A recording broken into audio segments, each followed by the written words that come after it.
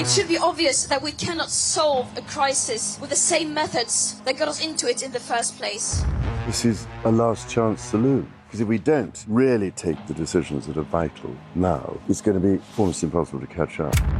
We will end the moratorium on extracting our huge reserves of shale, which could get gas flowing as soon as 6 months. We'll give way. If unprecedented changes are not made and made soon, there will be irreversible damage to the planet. Zero carbon. East Talk.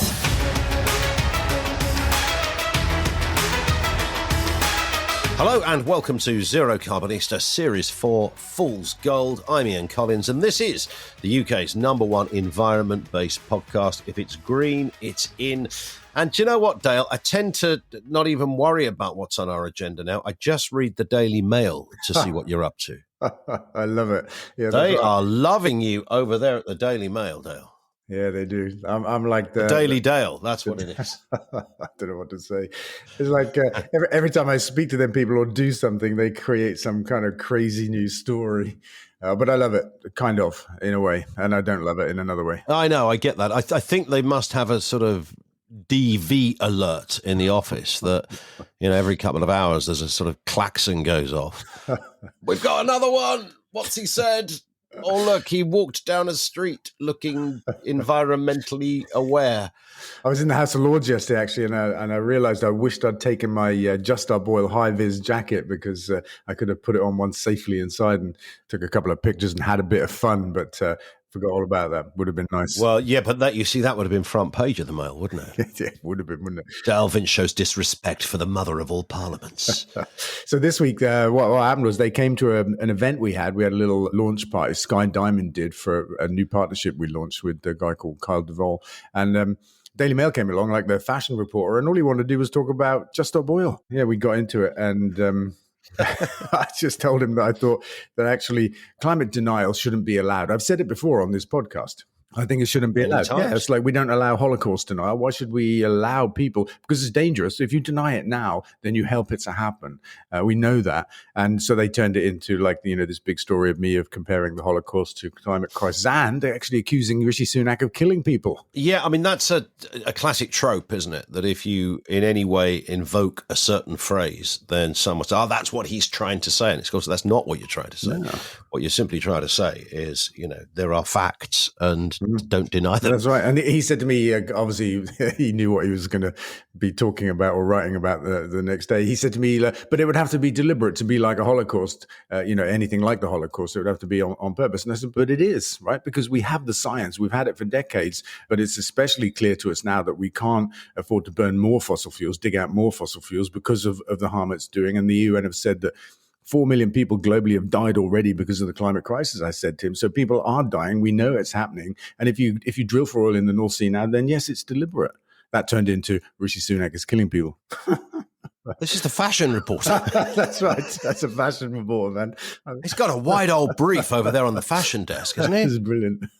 Man alive. We want you to do blazers, cardigans, tank tops, and Dale Vince. Tank tops. I love it. All of that. I was thinking of Tiananmen Square when you said that. Indeed, yeah. Absolutely right. Goodness me. Well, let's look at some of the biggest stories as well over the day. Wind and solar installations in China.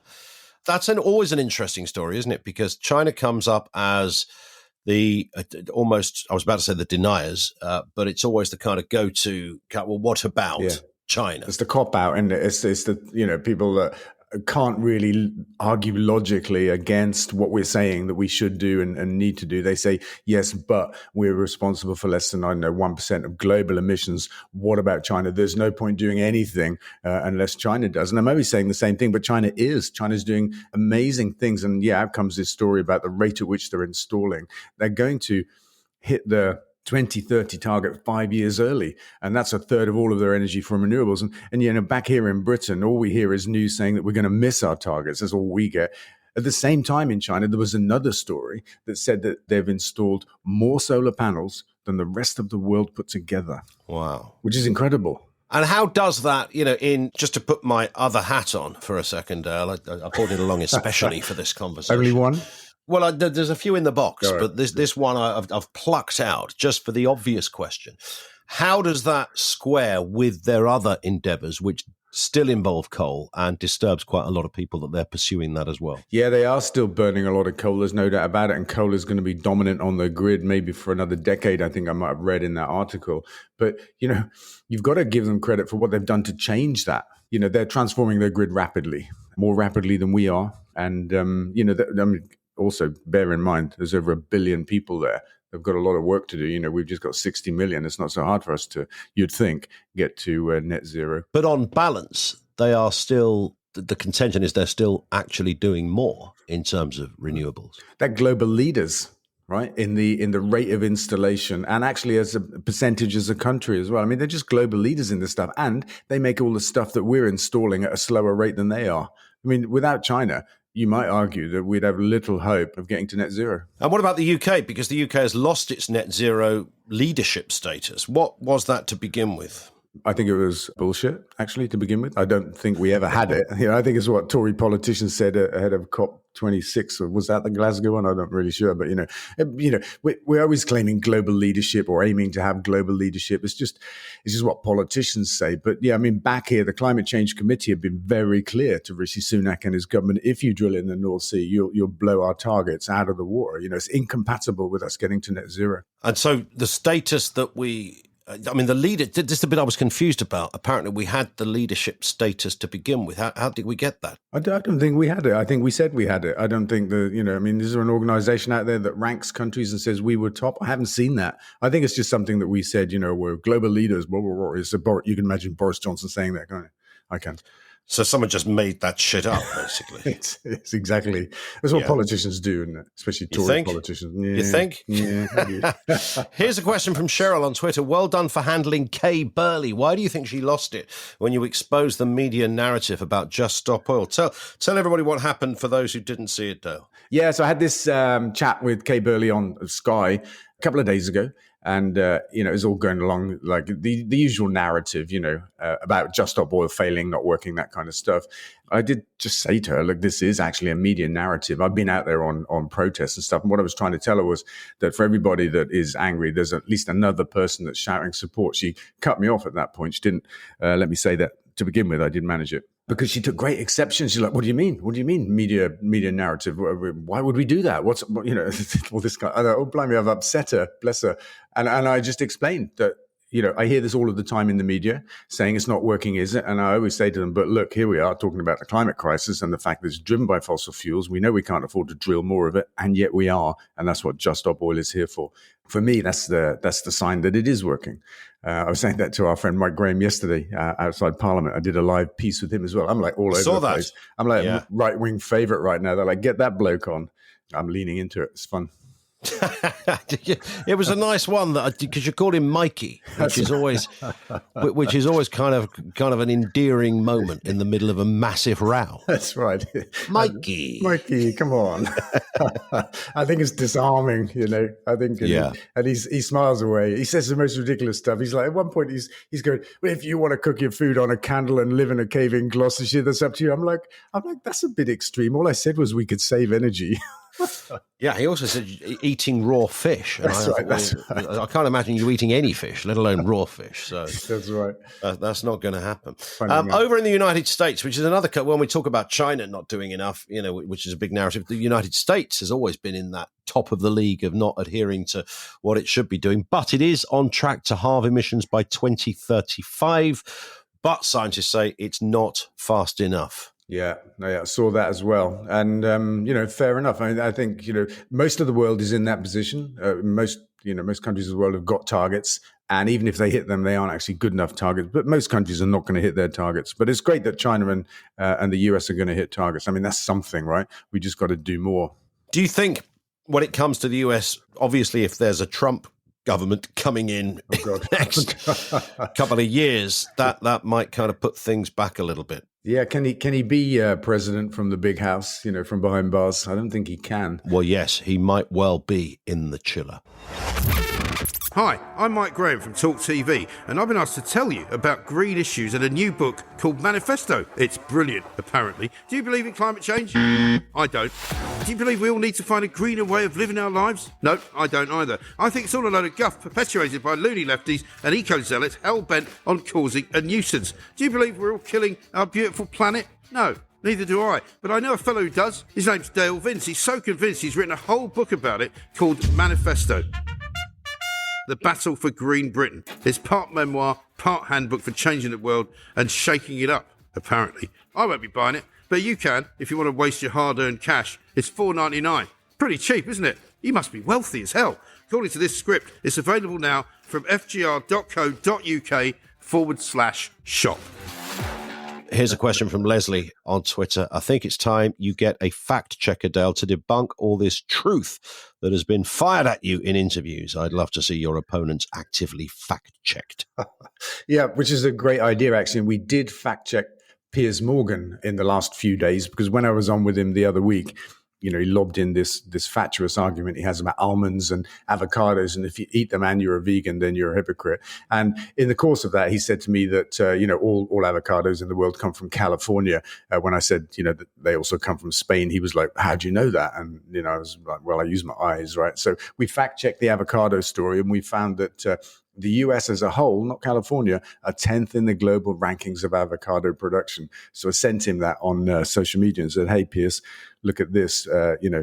Obviously what you said was wrong." So he just comes back with an almond rebuttal saying basically what he said was true about almonds, if not about avocados. He didn't say it that way. He didn't accept that what he said about avocados was wrong. So we've begun the process of actually, post-event fact-checking. I did something with Julia Hartley-Brewer as well a few weeks ago. Julia got something wrong? About the wheel, was this? It was the wheel that we uninvented.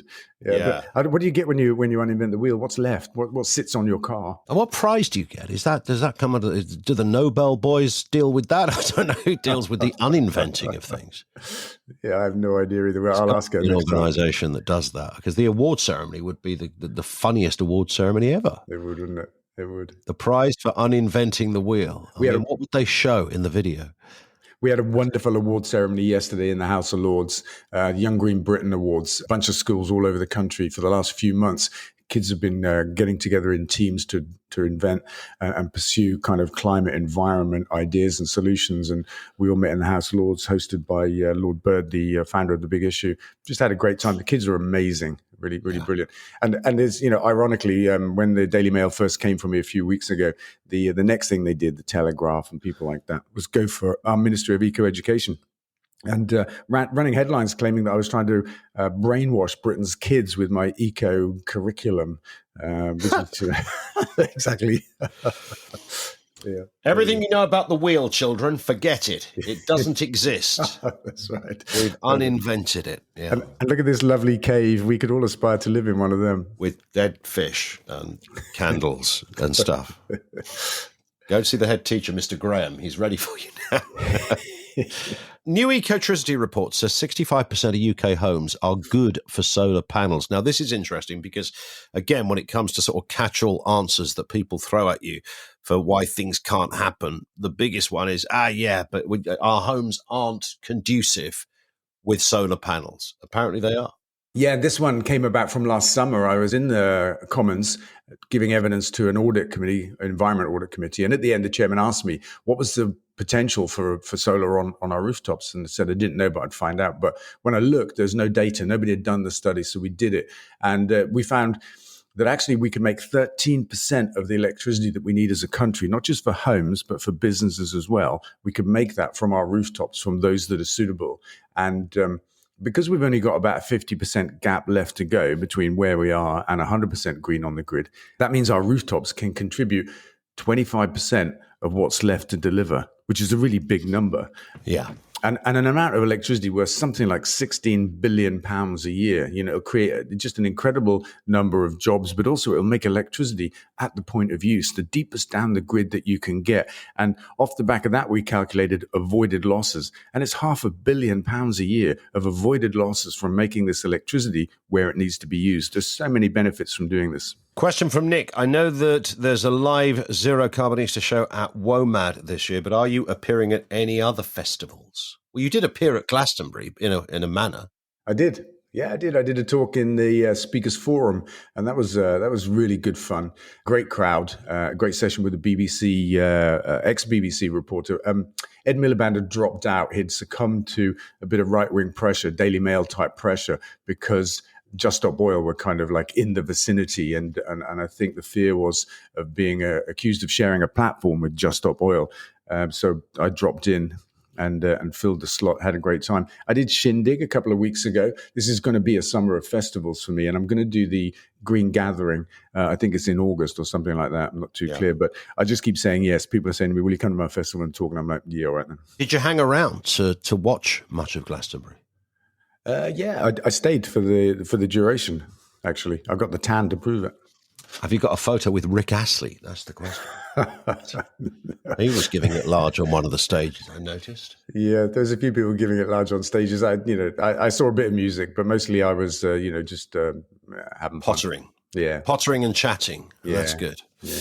Nothing wrong with that. And I'll tell you a funny story, right? I mean, loads of people like recognized me and said, like, keep up the good work, keep funding Just Stop Oil. And I'm like surprised by that. But I was walking up to a fruit stand at one point to buy some raspberries, innocent as you like. And the guy behind the counter was on the phone and he says, I'll ask him now. And I'm like, what? So he's having a conversation with somebody about a windmill and he wants to know if it's mine. I was like, wow, that was just a bit freaky. Yeah. Was it yours? No. Oh, it turned out to be a moody windmill somewhere. Yeah, just a moody one, yeah. Steve says, just adding my vote to Alistair's suggestion in the last episode of Solar Panel Scheme via salary sacrifice discussed in this office, and pretty much all of us would go for it if it was as tax efficient as car and bike schemes. Yeah, nice one. Something like that needs to happen, right? Is that the point? Yeah, I haven't had the chance in that week or so since we made an episode to look at the numbers, but I'm going to do that because we should say, actually, we missed an episode, didn't we? I was at Glastonbury. I was meant to like call you up from the field and run an episode, and I think I was 24 hours late when I realized I should have done that. It's like, well, it was Glastonbury, right? Listen, it's very easy to lose a day at Glastonbury. I'd be absolutely gutted if you didn't, Dale. That would be outrageous. I thought I was sitting there thinking, if he shows up for this, I'm going to be so disappointed. It would mean I wasn't really there, right? Well, absolutely, yeah. So that worked out exactly as it should work out, and here we are now talking about it. So nothing lost. Yeah, nothing lost. Let's get a word on this as well, Dale. You're backing a climate majority project. What is it, and why are you backing it? Yeah, so it's a new group that have formed to give a voice to the silent majority, the most of us that care about the climate crisis. The YouGov poll last week was like 70%. The government's own poll is like 85%. But most people don't want to block roads and get arrested and that kind of stuff, because we're English, right? We're polite. We don't all roll that way. And the idea is to like give a voice to these tens of millions of people that want to see more happen and less of the bad stuff like drilling for oil and coal and that kind of stuff. And so I support them. And because my friends in the right-wing media are like, aha, he's like backing away from Just Stop Oil. But that isn't the case. I think it's horses for courses. I think we need to pull all the protest levers that we can until the election comes. And then we get to vote and get this, this shoddy government out of the way, hopefully. But in the meantime, and are you still confident? I know we pushed this point on previous episodes, Dale, but are you still confident that the Labour Party will do what needs to be done? Or there's some suggestion they'll just do a bit of what needs to be done. So it's a little bit more than the Tories, but not enough to make a significant difference. Yeah, it's interesting because from where I'm standing, they're being battered by the right-wing press over the things that they say they're going to do. And there looks like a little bit of kind of backing off or equivocating or something like that. I remain confident that they know what needs to be done and that we're in this phase pre-election of kind of like a maneuvering, if you like, between the media and the Labour Party. They don't want to give them easy targets and that kind of stuff. But as I said in my talk at Glastonbury to somebody that said he had doubts about Keir Starmer, one thing we can not have doubts about is the Tory government. We know what will happen if they get back in. So give Keir the benefit of your doubt. Whatever happens, they'll be far better than the last 13 years of this Tory government. And the drilling for coal and oil and all that kind of stuff. It's our best hope. However, wherever it sits on the spectrum of our desires in terms of going far enough on the green economy, wherever it sits way ahead of the Tories. There it is. And on that point, Dale, Have a cracking week. We'll speak in 7 days. Awesome. See you then. That's it for this episode. Don't forget, of course, to follow this podcast from your podcast provider so that you get each new episode automatically. Leave a review there as well. Really important bit, follow Dale on social media, twitter.com/DaleVince, facebook.com/DaleVince, and on Insta too. And in the Daily Mail.